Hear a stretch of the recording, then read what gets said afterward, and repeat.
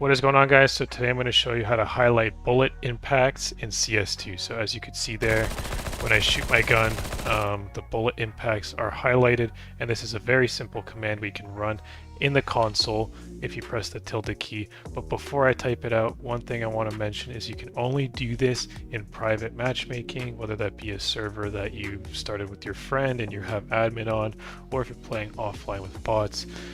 You can't do this in Premiere, competitive, deathmatch,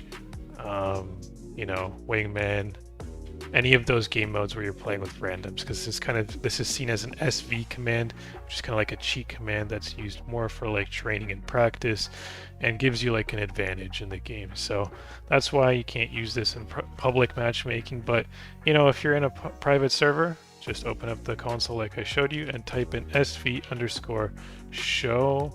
impacts, and by default it's going to be on 0. So if I hit enter right now, it'll be off, and that's what it's set to by default, like I said. So let's open up the console again, press the up arrow on your keyboard to get your most recent command, and let's just set it to 1. So 1 means on, 0 means off.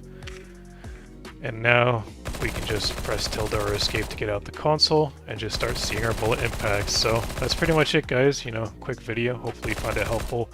Again, to turn it off, console, up key, 0, enter, press tilde again to close the console or escape, whatever you want.